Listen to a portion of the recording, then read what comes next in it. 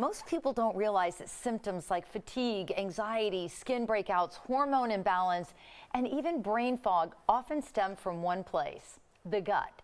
Joining me now is registered dietitian Ella DeVar. It is so great to see you. It's been forever. Likewise, Gail. So excited to be here. So it is interesting. So much of our health issues, or so many health issues, I should say, really do stem from what's going on inside our guts. Yeah, and I'm so glad to see that the industry is finally catching up how everything that we put inside our system affects how we feel.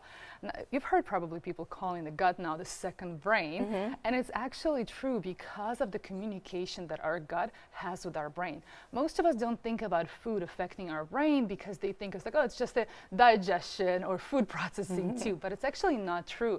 Before the nutrients get absorbed and they affect our brain and well-being, they get fermented and digested in our gut by 100 trillion of microorganisms called like different bacteria, and those bacteria, the microbiome, that's the name for it, they also create neurotransmitters and they communicate to our brain directly through the vagus nerve. Have you heard of vagus nerve? I have heard it. We've talked about the vagus nerve a lot here, and I don't think a lot of people realize what a big part of our brain function that has. So when the gut is inflamed or the microbiome is imbalanced, what's called dysbiosis, the brain feels it. That's when we feel off. People feel like brain fog or fatigue that doesn't go away with sleep, and this all can be fixed with the proper functioning of 5 different aspects of optimal gut health. It's amazing, and you're right. It seems like it took such a long time to get this messaging out. I remember in my 30s, I had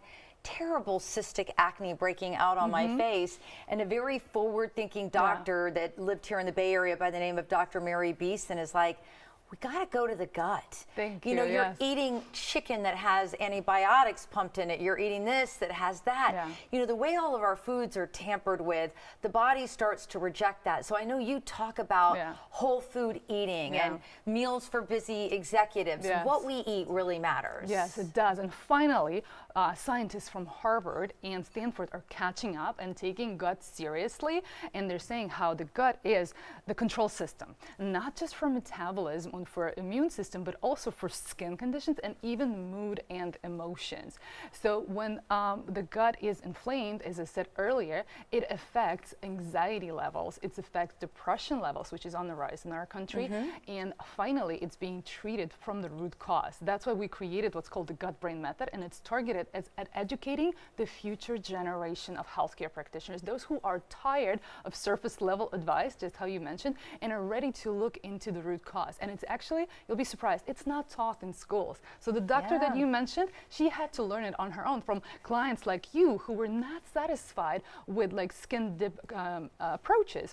And so yes, skin, especially dryness, and I see a lot of clients come to my office, anyone from their 20s to their 60s, and they're tired of nagging symptoms or what people call just aging, you know, like I said, brain fog or fatigue or skin issues or even hormonal imbalances. So now you probably heard a lot of people talk about menopause and how gut health is actually the regulation system of estrogen detoxification. Well, I have to say, I know I'm kind of rolling back and I'm taking it to a place that might be a little bit disturbing, but I guess well over a year ago, I did have my gut checked. And you made these changes, and since that time, small little changes have made a huge difference. So you're a big believer in really finding out what's going on inside the gut through testing. Remember how we worked together and I said at least once in your lifetime, absolutely everyone should get to know what's going on underneath their belly. And remember the 5 different factors that we studied, because now everyone's confused with the trendy subject. Is it inflammation? Is it microbiome? Is it digestion?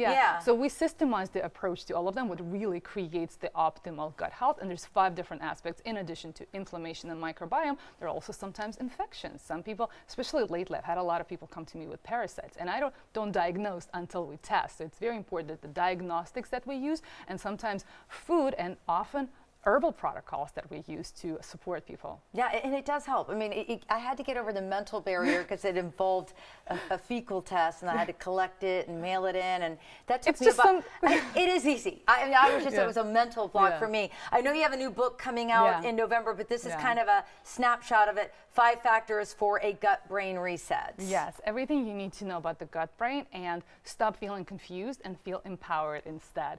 And nourish your gut correctly, so this affects your higher chances for longevity and affects your family well-being, which is more important. Yeah, it does. It does. So thank you for all of your guidance and help over the years.